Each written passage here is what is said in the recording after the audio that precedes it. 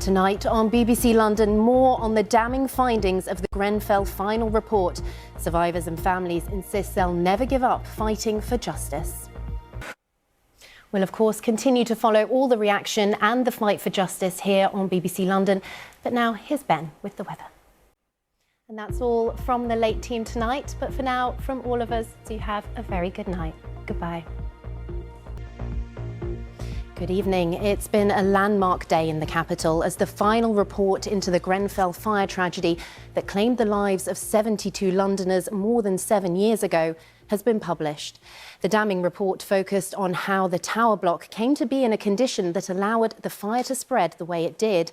Multiple organisations have been criticised, with the firms responsible for cladding and insulation accused of deliberately concealing fire safety risks. The inquiry concluded that all the 72 deaths were avoidable. Among the main findings were systematic dishonesty by cladding manufacturers. It said successive governments ignored, delayed or disregarded fire safety concerns, and the London Fire Brigade lacked training and a strategy to deal with high-rise fires.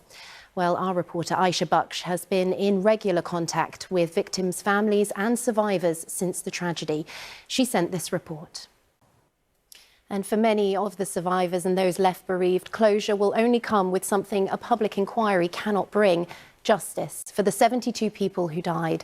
Today, the Mayor of London, Sadiq Khan, called on the government to ensure any company named in the report should no longer benefit from any taxpayer contracts. He also said he understood people's frustrations over having to wait until at least late 2026 for any criminal charges to be brought.